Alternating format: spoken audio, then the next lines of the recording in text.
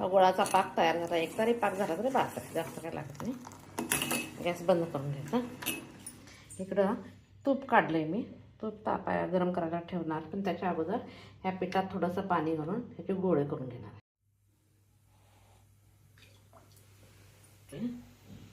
तेलात नाही करायचं, तुपातच करायचं.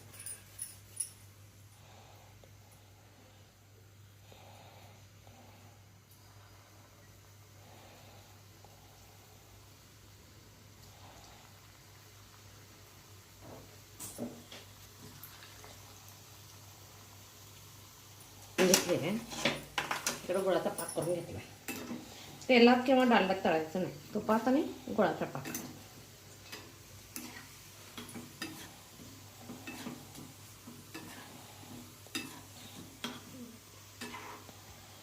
मार्गशीर्ष महिन्यातला गुरुवार लक्ष्मीला गोड काहीतरी नैवेद्य करायचा म्हणून मी गुळाचा पाक करून त्याच्यात जाणून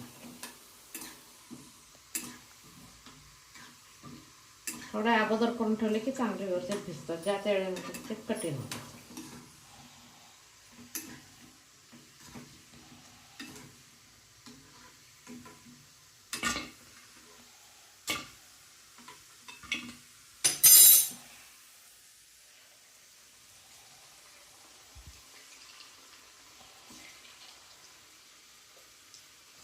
इकडं पाक तयार आहे.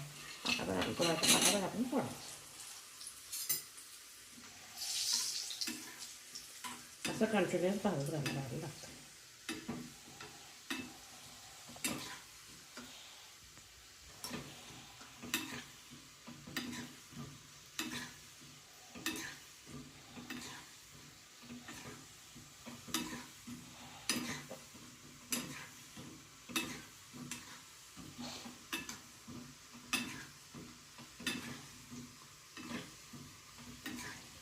तर फक्त काय रात्री हे भांडं की नाही खाली एका प्लेटमध्ये पाणी घेऊन त्या पाण्यात ठेवून सोडायला लागतंय, कारण डब्यात नाही आहे, भांड्यात आहे आणि मुंग्या लगेच हे होते. प्लेटमध्ये एका मोठं ताट घ्यायचं, त्यात पाणी घालायचं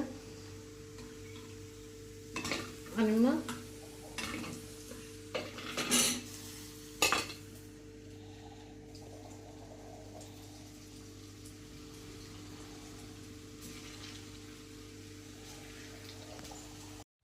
जामून आता मी गुळाच्या पाण्यात घालून ठेवलं. तर उद्या सकाळी बघायचं कसं होते.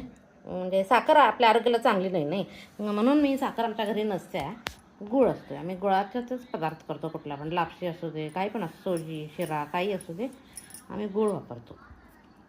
तर ह्यावेळी गुळात मी पहिल्यांदा गुलाबजामुन केले. तर मी पण पहिल्यांदाच केल्यास, बघूया कसे होतात. गुरुवार लक्ष्मीला महाप्रसाद म्हणून केलेत. आता उद्या सकाळी बघायचे चांगले फुगल्यात की नाही. आताच फुगायला लागल्यात म्हणजे चांगली आहे रेसिपी, मला काय प्रॉब्लेम वाटत नाही. उद्या सकाळी बघूया.